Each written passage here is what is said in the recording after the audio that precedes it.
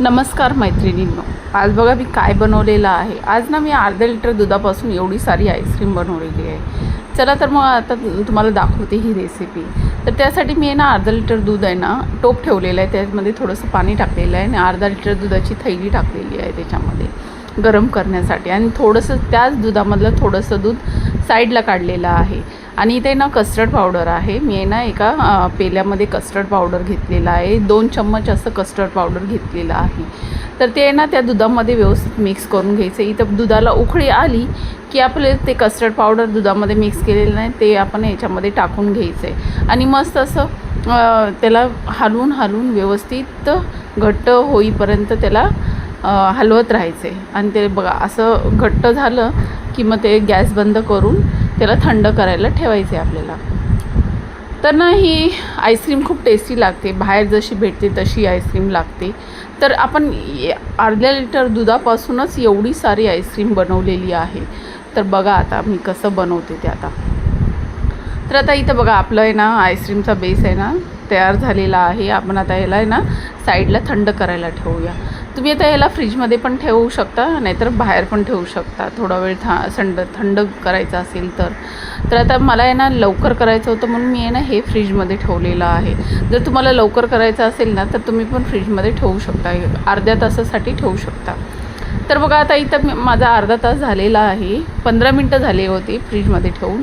तर आहे ना इथं मी आहे ना बनवायला घेणार आहे। तर आहे ना याच्यामध्ये आहे ना मी आहे ना क्रीम घेतलेली आहे। माझ्याकडे ना केकची क्रीम होती, ती 1.5 वाटी क्रीम घेतलेली आहे। तुम्ही त्याच्या बदल्यावर आहे ना अमूलची फ्रेश क्रीम पण घेऊ शकता, ते पण ह्याच मापाने घ्यायचे आहे, 1.5 वाटीच्या मापाने।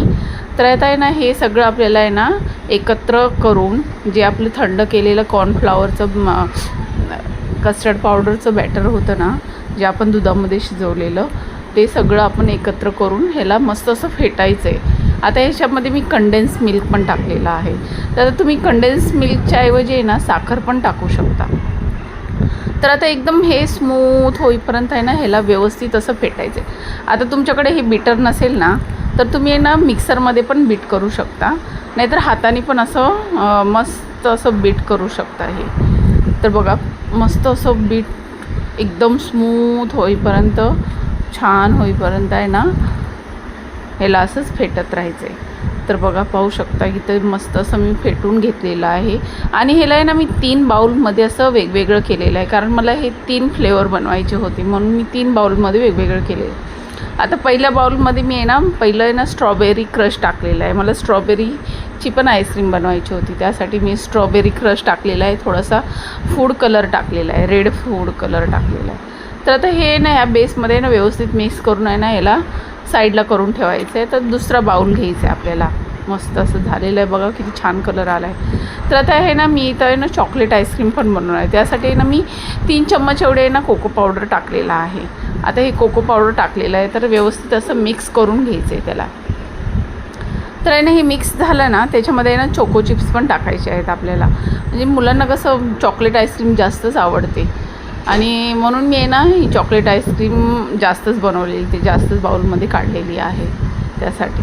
तर आता बघा हे व्यवस्थित असं मी कोको पावडर टाकून आहे ना व्यवस्थित मिक्स करून घेतले आणि त्याच्यामध्ये चोको चिप्स पण टाकलेले आहेत। आता हे तिसऱ्या बाउलमध्ये ज्याच्यामध्ये मी फेटलं होतं ना त्याच ह्याच्यामध्ये भांड्यामध्ये ठेवलेलं आहे। तर त्याच्यामध्ये मी व्हॅनिला आईस्क्रीम बनवणार आहे, थोडीशी टुटी फ्रुटी टाकलेली आहे आणि व्हॅनिला इन्सेन्स टाकलेला आहे। तर आता हे पण आपल्याला व्यवस्थित मिक्स करून घ्यायचं आहे। तर बघा आपली तिन्ही आईस्क्रीम असं रेडी झालेले आहेत, बेस रेडी झालेला आहे। आणि आता ह्याला ना असं सेट होण्यासाठी आपल्याला अशा डब्यामध्ये काढून ठेवायचं आहे। जर तुमच्याकडे असं डब्बा काय नसेल तर तुम्ही बाउलमध्ये पण काढू शकता। तर आता हे सगळं आता मी सगळं बाउलमध्ये 2 डब्यामध्ये असं काढून घेतलेलं आहे। तर आता ह्याला आहे ना वरून आहे ना मी प्लास्टिक लावणार आहे। जर तुमच्याकडे हे असं प्लास्टिक नसेल तर तुम्ही फॉईल पेपर पण लावू शकता, नाहीतर बटर पेपर पण लावू शकता। तर असं आहे ना त्याच्यावरती का लावायचे, कारण ह्याला आहे ना वरती बर्फाचा थर जमला नाही पाहिजे, त्याच्यासाठी आपण ह्याला हे लावून घ्यायचं आहे। तर मी असं सगळ्यांना लावून घेणार आणि हे ना रात्रभर सेट व्हायला ठेवणार आहे, कारण हे रात्री केलं होतं तर मी रात्रभर हे सेट व्हायला ठेवणार। तर उद्या सकाळीच तुम्हाला दाखवणार आहे। सेट झालेले. तर बघा पूर्ण असं सगळ्यांना लावून घेणार मी.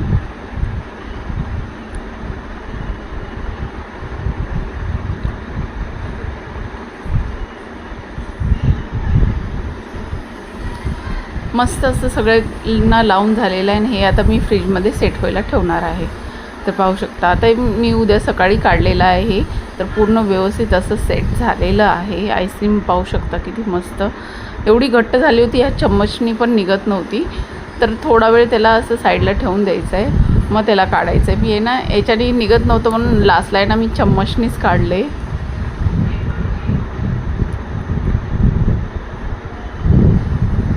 मस्त असं पाहू शकता किती छान असं दिसते आईस्क्रीम.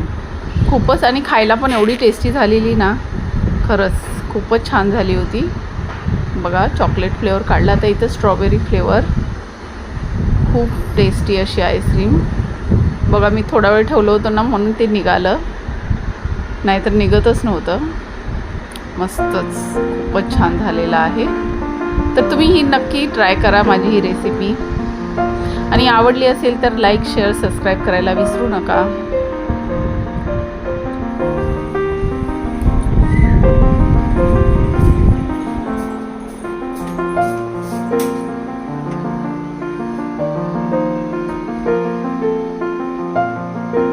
मस्तच, खूपच टेस्टी असं झालेलं आहे. वरून आहे ना मी त्याच्यामध्ये ना चॉकलेट सिरप टाकलेला आहे आणि चॉको चिप्स पण टाकलेला आहे.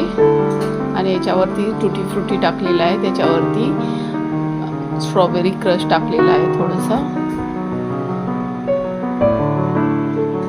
मस्तच, खूपच छान दिसतंय.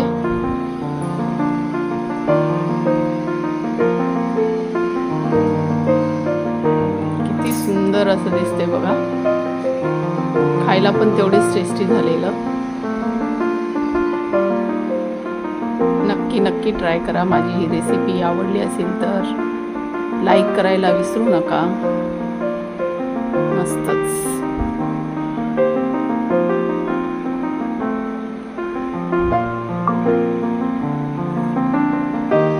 चला तर मग या तुम्ही पण खायला. बाय.